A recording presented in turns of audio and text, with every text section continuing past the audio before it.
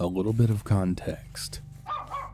I'm a 27-year-old female, and I live alone with my dog. I purchased my home in December of 2019, so I'm still a bit new to the neighborhood. My neighbor to the left of me is a sweet old man named Leo, and we really get along quite well.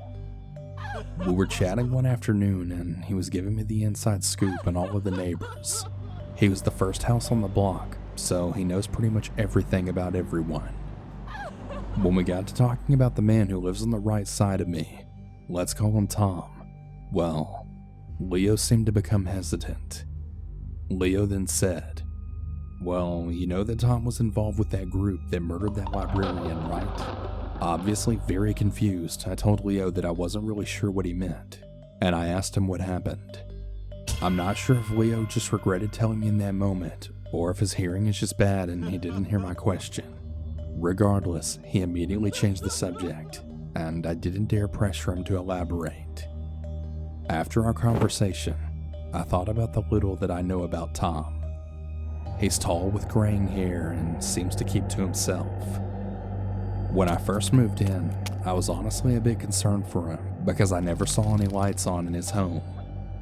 Every single blind was pulled down consistently, and his old truck rarely ever left his driveway. He's also the only one on our street with a privacy fence surrounding his backyard. Total red flags looking back now.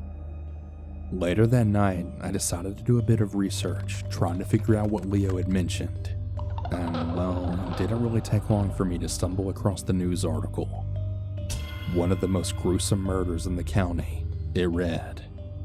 I read articles upon articles and full court documents all about the violent murder of a middle-aged woman. It turns out that when Tom was a young adult living in the next county over, he and his friend attempted to rob a neighbor by breaking into her home during the daytime, but she unfortunately caught them in the act. Instead of fleeing the scene, however, Tom's friend then knocked her out cold with a bottle. Afterwards, Tom beat her skull in with a baseball bat. The friend slit her wrists. The men then stole her car and were later arrested after they ended up crashing it due to icy road conditions. When the deceased woman's son came home from school, he said that his mother looked completely unrecognizable. Tom's lawyers tried to plead insanity with the help from his family, who put forth evidence of Tom's erratic behavior as a child, even once pulling a knife on his own mother. Although the insanity plea was unsuccessful, Tom still ended up serving a pitiful amount of time in prison for what I see as the most disturbing role in the murder. Tom's friend was released in 2016. They didn't receive life sentences because of some weird discrepancy with the initial robbery being done during the daytime and not at night, which is absolutely ridiculous and shows just how crooked our criminal justice system really is.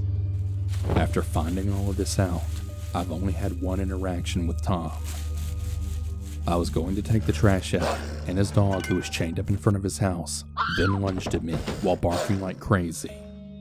Tom came and took the dog and apologized. I absolutely love dogs, and I wasn't upset by this, and I told him it was totally fine. Not that I would have argued with him anyways.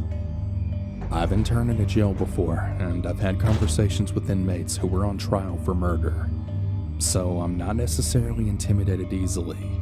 And I do believe in the possibility for a criminal to reintegrate into society and then be successful after proper therapy.